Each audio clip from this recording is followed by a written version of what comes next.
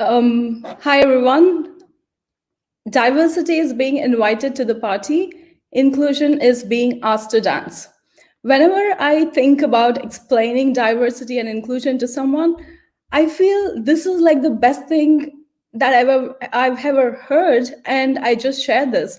So, what is diversity? Diversity is when you want people from different backgrounds to be present in an event, in a community, in a team, wherever you go. And inclusion is the host or people who are inviting people or people around who are responsible are going to include them and make them feel good about themselves for being there. So this was a quote by Werner Myers, who's also an VP for inclusion strategy, and I couldn't agree more with this. So going forward, why am I talking about diversity when I'm in Berlin? And I have a background which actually made me come up with this idea because I did see a big need for this, especially in Berlin and where I am, and I've been working for 6 years. And just to give you a background of why I'm doing this, I am an Indian woman developer, and I come from Bangalore, which is kind of like the Silicon Valley, what you call. And basically, the representation in engineering colleges and wherever I went, student clubs were pretty great, I would say.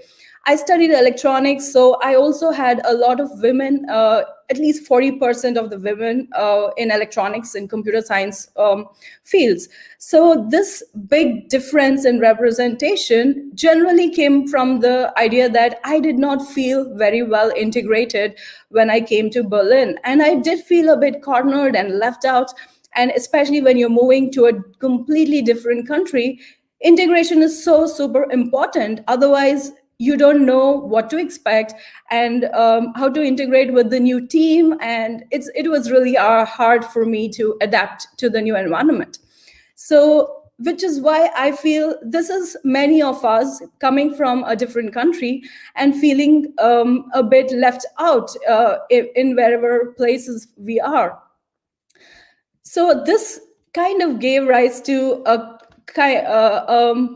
I would say, a club or a community that I came up with to solve this problem and to help people like me and for people who are from minority groups to represent and be there and to just help support each other if you want to learn programming.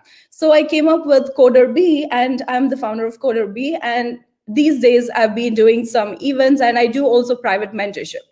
And you already know me, I'm Sowmya, and just to reinforce that, and yeah, I've been working as freelance Android developer.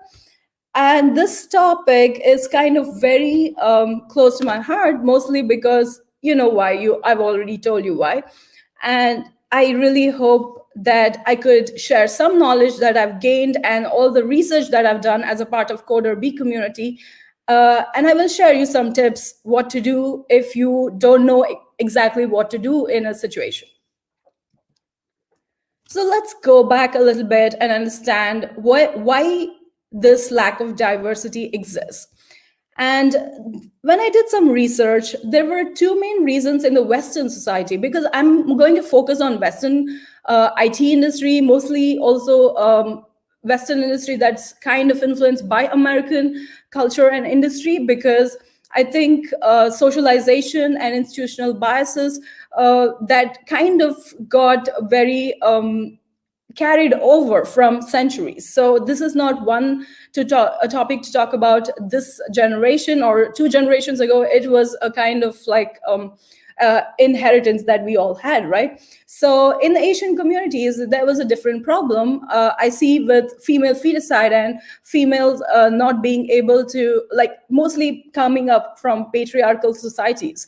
So this still exists. I wouldn't say this doesn't exist, but there is good representation, at least when it comes to IT and also workforce. People do encourage and have their children, like women also, girls also, in STEM and mathematics fields. We see that a lot in Asiatic kind of regions. So the main reasons why Western kind of civilizations resulted in this kind of gender gap was because of one of the main reasons called socialization. So, what is socialization? To understand socialization, we might have to go back, travel a little to 40s, I would say, when majorly the computers were invented. And in the 40s, when the first ENIAC machine in the US was invented, you would see that majority of these kind of jobs were given to women, and especially who were coming from mathematic backgrounds. So there were a group of 6 women coding and programming regularly on ENIAC machine. So this kind of changed in the 60s and 70s when mainstream media took over, and ad agencies and industries started representing male and showing like male nerds and making it cooler for people to represent that kind of engineering and computer science fields, which means that the face of these fields became mostly male oriented, which is why after that era, kind of the numbers in computer science dropped drastically, and which led to, in the future couple of decades, it led to institutional bias. And what is institutional bias? Institutional bias is a byproduct of socialization, which means that if a gender based role is dictated by the society, say a woman is supposed to do certain role and a man is supposed to do certain role, then it is a bias that kind of is reinforced over and over again by looking at images, media, etc. And you automatically start thinking that anyone who does against like the norms is not supposed to. So you find it that unacceptable to give a woman the job that a man is supposed to do.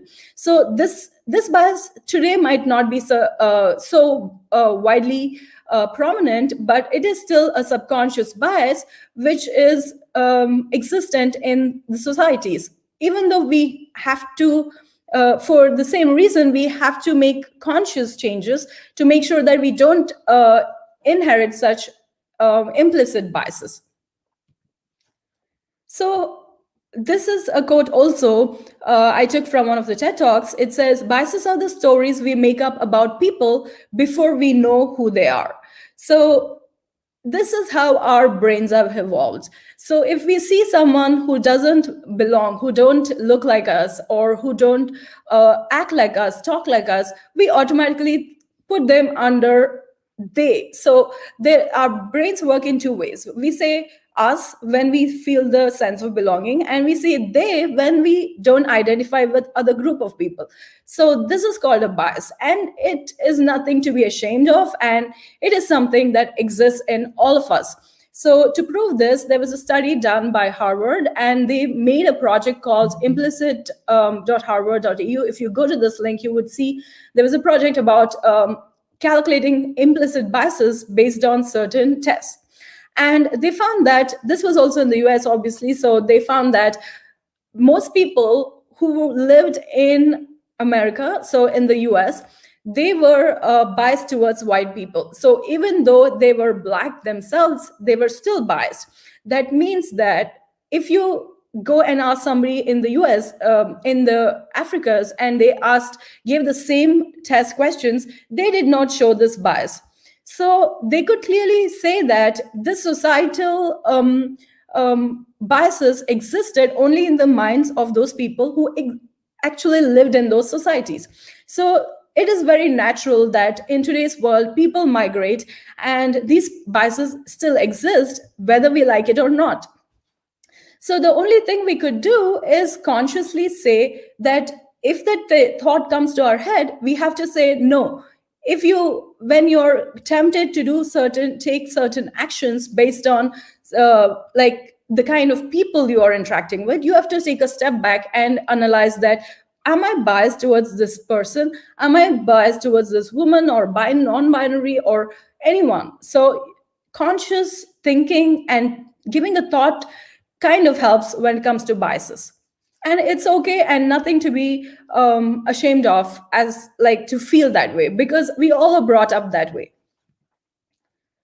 So finally, why should bias and diversity, inclusion, all these topics matter to businesses, right? So businesses are business have to care for one reason, that if you have to build a business, the major important thing that you have to focus on is getting customers, and customers are our users, are the universe of the whole product, or they're the center of the universe of the whole company, because you want to put food on the table and you want to get paid and show up on the payday. You need more customers to do so, and to do more business you need to make this product universally accessible and make it more useful. So to make useful products you need people representing that user group to build for that diverse background. So that means for building to that is useful for everyone and people could be productive with your product, you need representation and workforce which will actually cater to your use cases and can give you that kind of expertise which would work for that region. And the businesses serving that region will definitely see sales growth cater to that region. So which is why you would have to adapt to new communities and new global markets as you go, otherwise the businesses will take a backseat. Just because we all love stats, let us look at stat and see how many people care about diversity. And this is one of the stats I took from Stack Overflow, and it shows that most people, of course, this was asked for stats purpose in IT industry for by IT people. So, which means the people who were actually giving you the data belong to IT industry, and they all agreed, almost majority of them agreed that it is important to have diversity. But we don't know why and how. We just think it's important, and that's it. But there were more stats which you can look at, and they say that not just in IT, in finance, they also showed that big companies or banks like McKinsey, they kind of also saw when there was more diverse, ethnically diverse, and gender diverse people, they saw a lot of growth. And this is why we need diversity, not just in gender, not just in ethnicity. We need also diversity in a lot other aspects and backgrounds.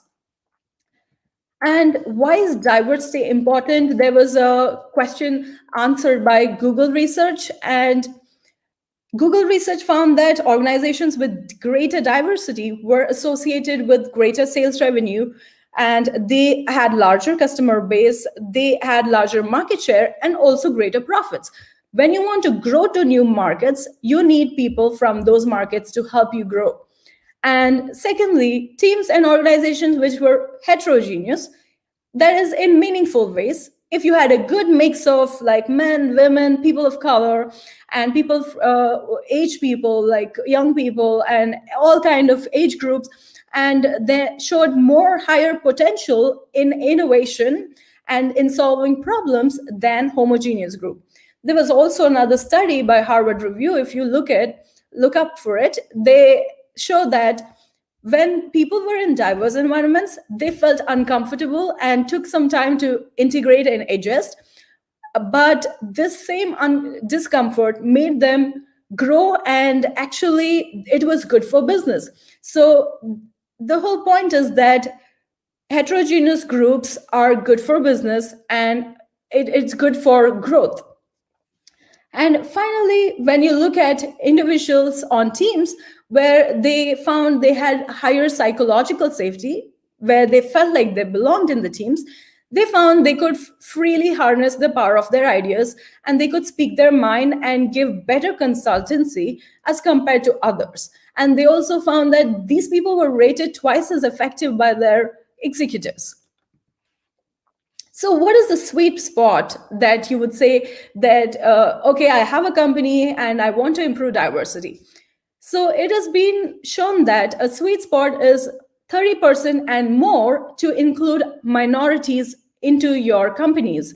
So at least 30% is a critical mass for someone to be heard and someone's ideas to be expressed freely.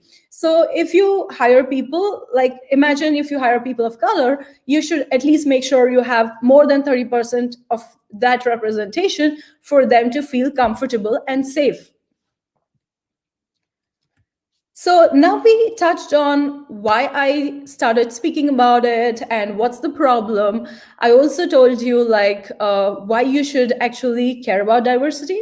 Now let me talk about how you could actually influence the amount of diverse people that there are around you and how you could be an ally to these people.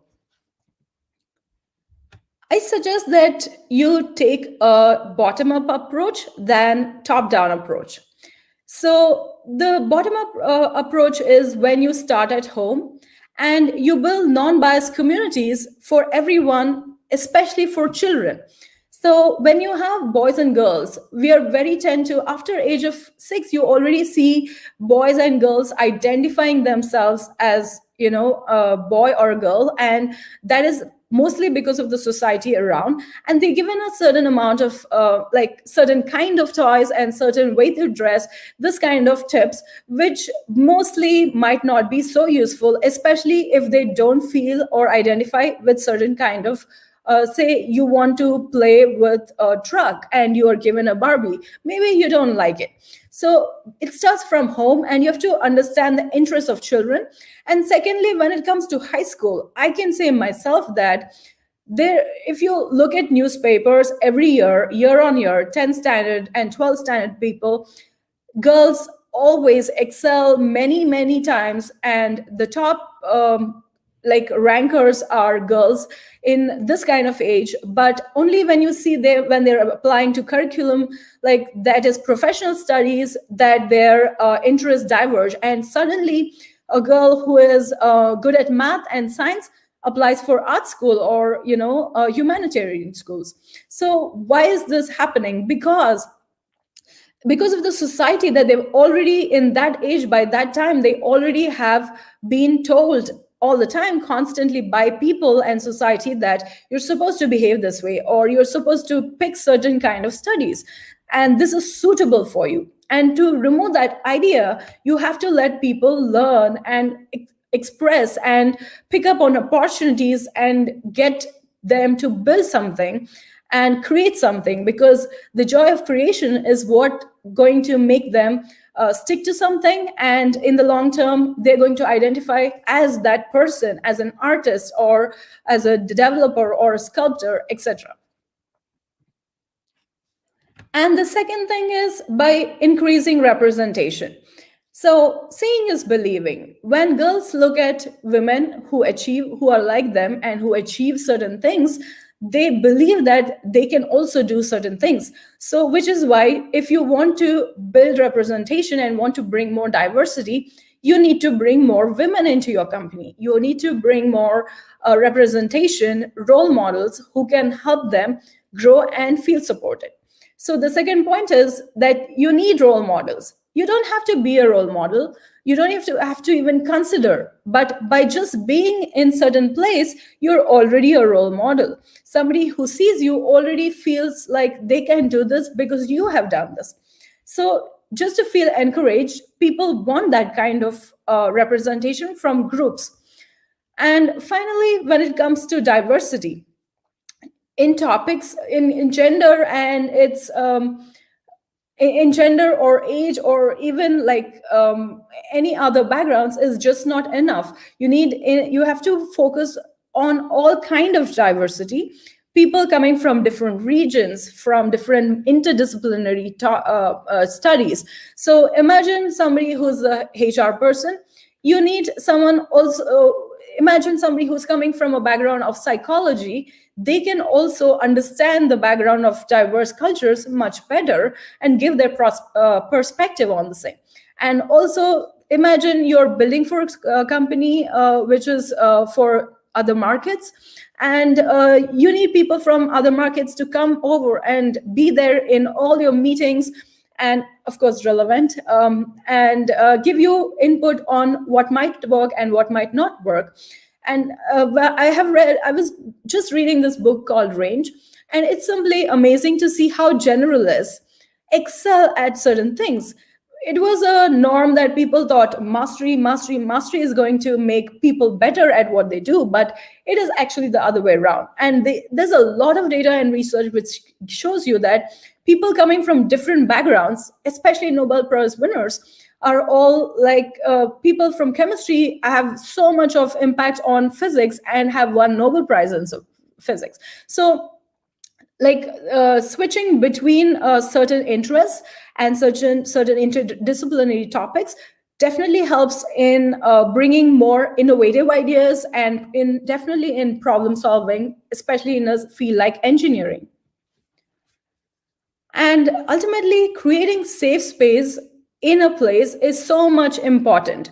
And I would say this is definitely the job of founders and people who are in executive kind of roles to enforce this for people. Everybody in the company feels included, that if people felt like they've been addressed, they've been heard, and definitely the language the kind of people use normalizes.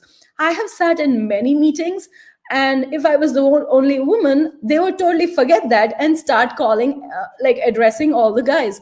And also, like, if you look at the word guys itself, I know many times, whenever every day I watch YouTube videos, everywhere I am, people keep calling guys to even women. But we have a little trick where we use in the communities that when people say, oh guys, I thought guys is a very generic term to use for everybody, and if you ask a man like, oh, which guy are you with, would you be okay with this kind of language? Like basically, if you are not okay with this kind of questions, you should not be using that kind of language also to address women. So a woman, you wouldn't call a woman and talk to her like a so what is this guy is supposed to do? So you would definitely have to change certain kind of things, use more inclusive language like folks or friends or whatever like. You could also use, I use coder bees, so I'm like coders or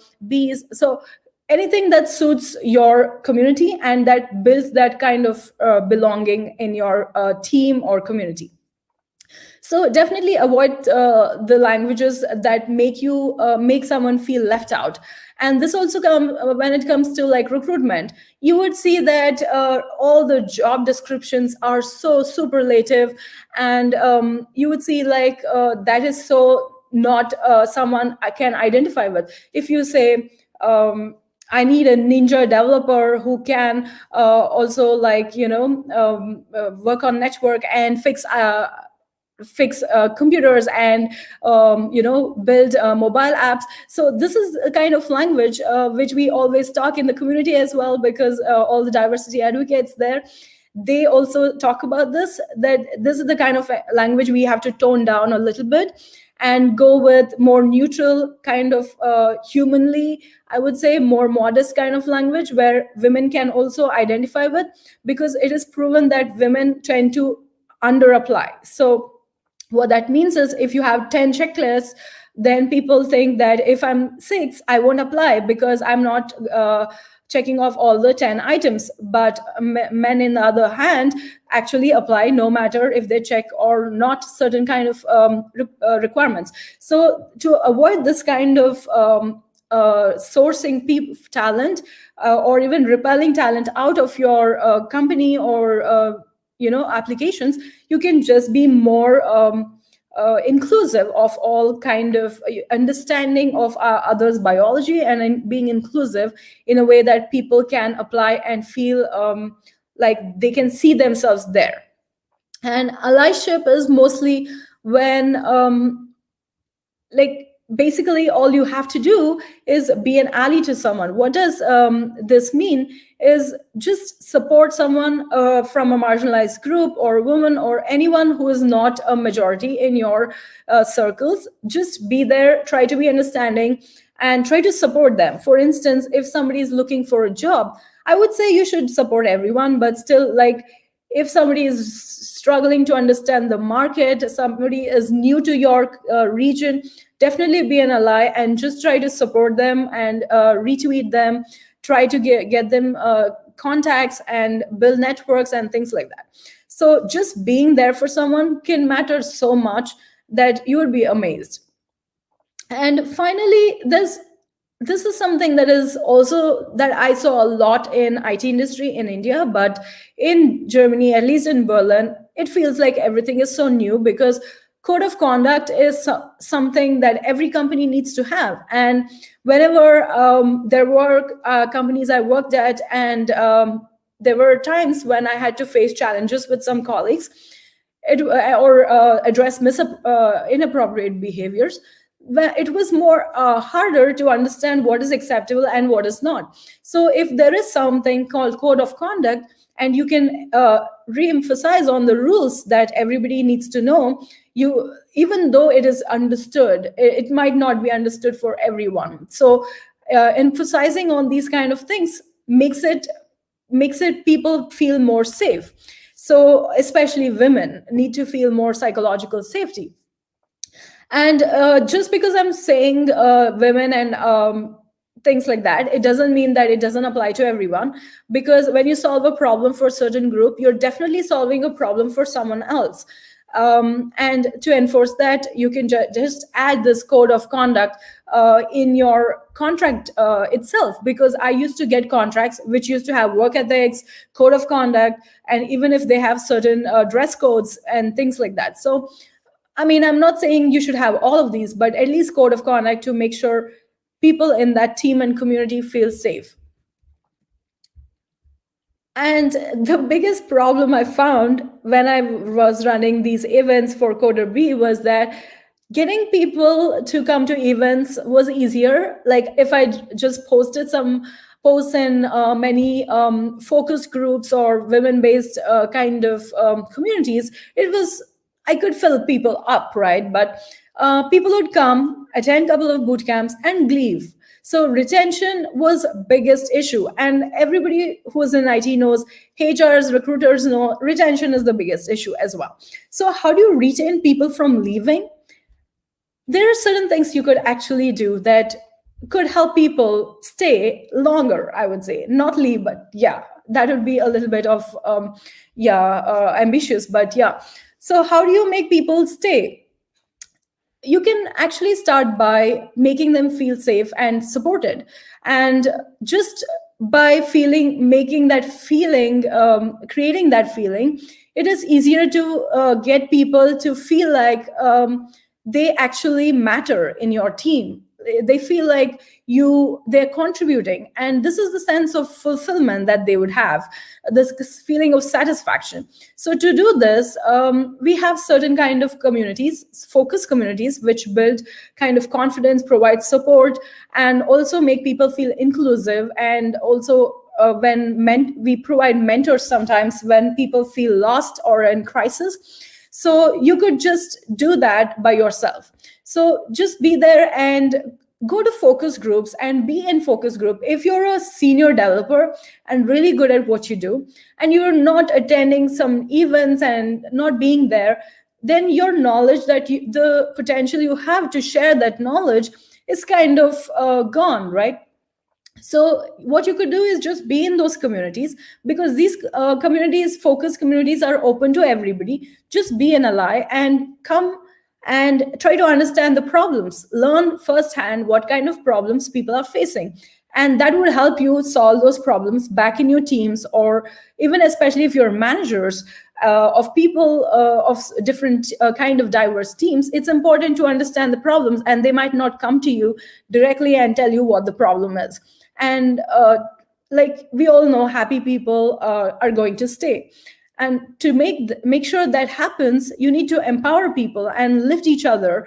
And it doesn't mean that only the seniors are going to empower juniors, or other way around. It's just everybody can keep adding some value every day, little by little, to make somebody feel like they're appreciated. And that also comes to the point that when you feel vulnerable, especially people in executive roles, or people who people look up to, feel vulnerable and make it normal to be human, and to have a kind of shared pain, then it becomes everybody in the company to open up and also share that vulnerability and feel good about themselves. And for the same reason, vulnerable also means that you need to be authentic about it.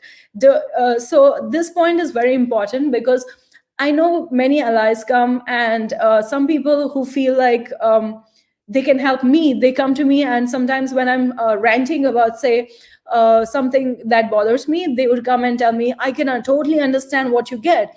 Probably they might not, but still I'm saying that when somebody gives you kind of answers like, I know how you feel because I come from Eastern Germany, you're from India, I know how you feel, I felt something like that. So this is kind of like an unfair, I think, kind of comparison, because you don't have to compare yourself in a way that to make somebody feel reassured. You can just say, provide that kind of reassurance and be kind and be compassionate, but you don't have to like compare, because definitely people who are in Germany would have been, or somebody's experience, you cannot tell by just a post or something. So it's more complex than that. So don't over identify with somebody, but just provide support. That is my point. So be appreciative and celebrate those tiny milestones. That is so much more rewarding when you are appreciated for your work, for your contribution. And I don't see this too often, especially I see this a lot in free open source development. People write a lot of good comments. People are very appreciative because it's open source, of course, it's very kind community. But even if you're working in commercial kind of background or companies, it's okay to be to appreciate your colleagues, even for the tiniest of the addition that they made, value addition.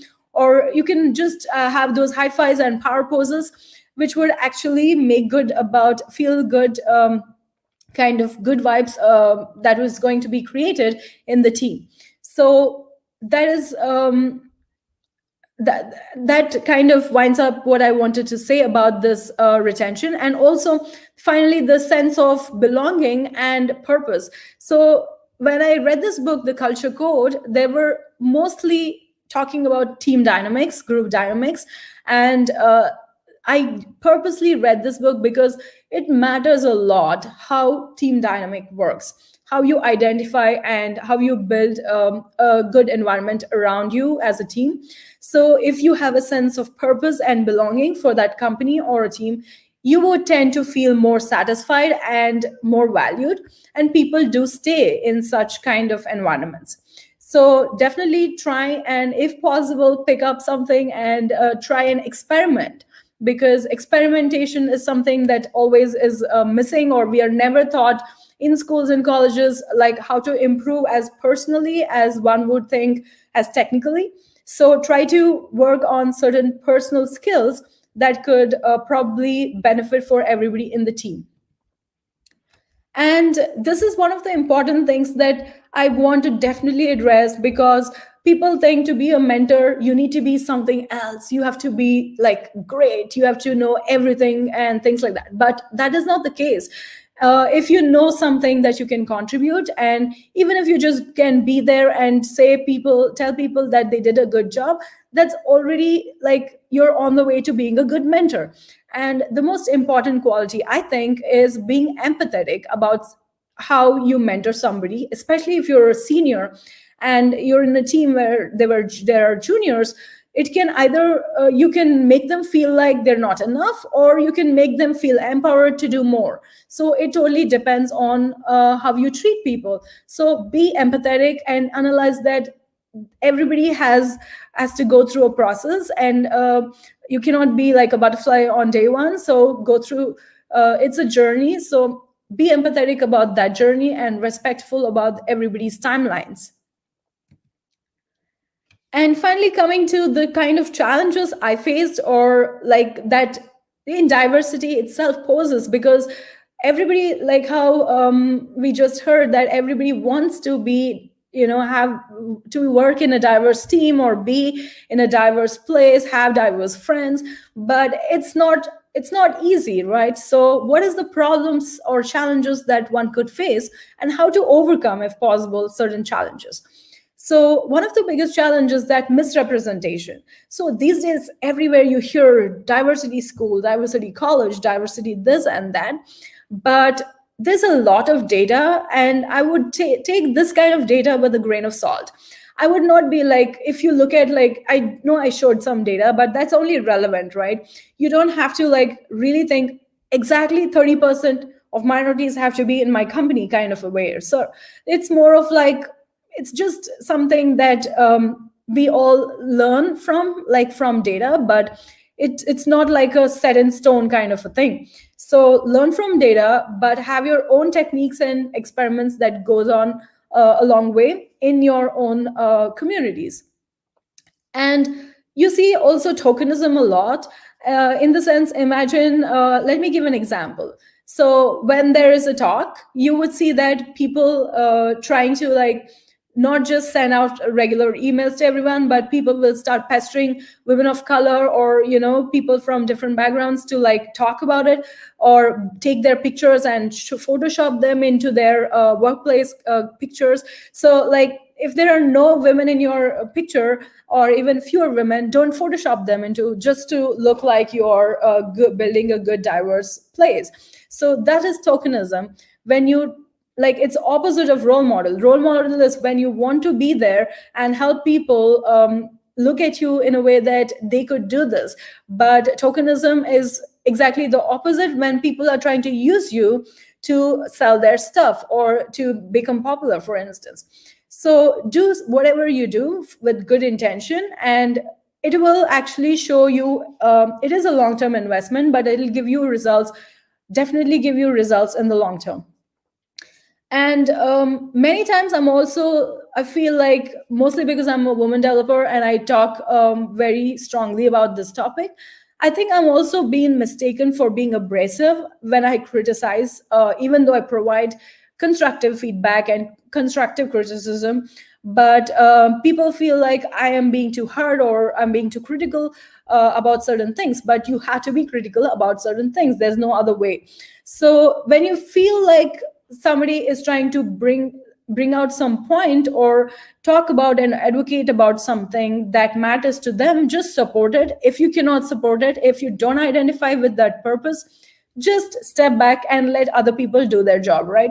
Just going around writing annoying comments, hatred comments, just because I also found this, that somebody wanted to ally with me. And when I said I don't need help, when you don't want to be when you don't need help, you don't want someone to help you. That means don't be imposive, don't impose yourself on them. And when I said I don't need help, people felt I was abrasive, because like, you should always need help just because you're coming from a marginalized group. That's also not the thing, right? People, if they do need, then provide your allyship. Otherwise, just step back and be okay with this.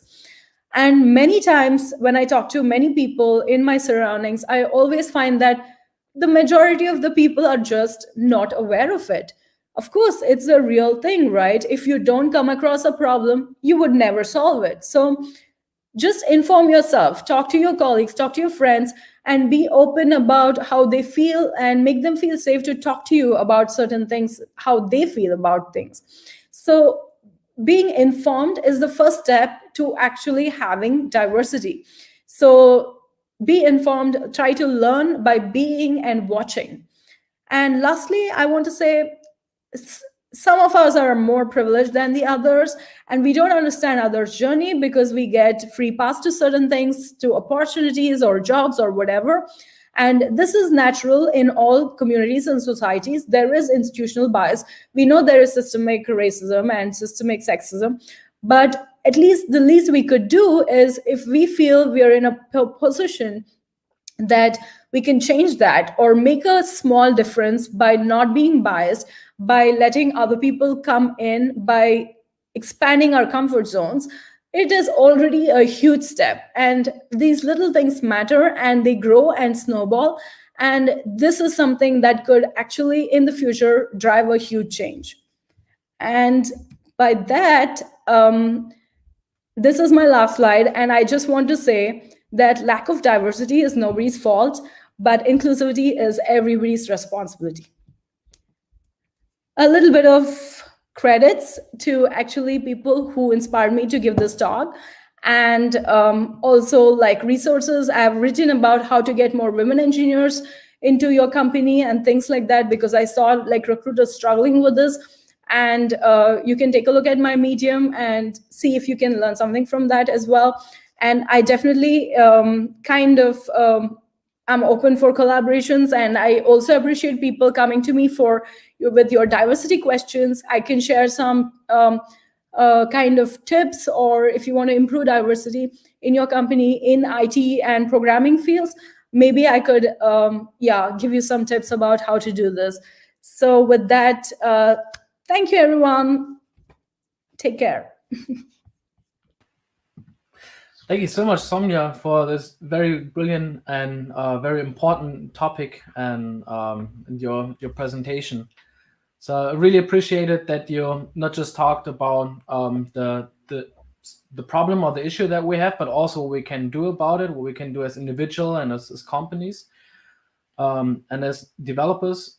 And the stats that you showed, they also confirmed my feeling that I often get when I talk to people, that there's a lot of like awareness, more or less, in some ways, that certainly the values, barely anyone disagrees with the values, but we have this big gap towards reality, and that not enough is done. And so this is good that you showed us some ways, but where do you think it comes from? Do we not know how to build more inclusive or diverse environments, or is there like this bias that we also, yeah, of course we totally support the values because we don't want to be branded, but then it's really more on the surface. What do you think really is that we fail to build those environments to the values that we actually strive for? I think it's mostly, this is not very old that we saw a lot of migration. I think that is another thing that matters, also, especially in Germany, right? Uh, like you don't see that much of like diverse folks. So that means also you need someone to tell you. Like I said, if there is no problem, you won't identify a problem unless somebody has a problem. So somebody should tell you that there is a problem, and then probably people are like, oh, I didn't realize that. So that is the biggest challenge, I think. But again, like in companies, I don't see diversity because I would say in IT, there's quite a lot compared to others, if you say, right? There is quite a lot, but still there's a lot of room for improvement, definitely, because you don't see the benefit of diverse cultures, of having diverse backgrounds, people from different talent pools immediately, or you cannot measure this. So anything that's not measurable kind of becomes abstract, and we don't know whether it's going to add value or not. And most of us think on the lines that we want to survive and we want to like do things that is going to add value. And if we don't know, if we are unknown about what kind of value something provides, then we are like, okay, we'll see, we don't know, that's not priority, right?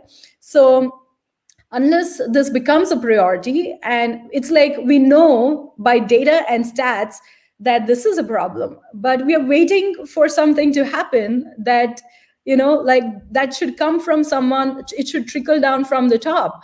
So whenever I went and worked in companies where the founder had like a strong opinion about diversity, the HRs and recruiters tried their best, and there were like IT departments with more than 50% women, in fact, with different backgrounds and different cultures. So like if people say, like recruiters say, yeah, we want diversity, but there are not enough women, but maybe they're not looking in the right direction or right kind of communities.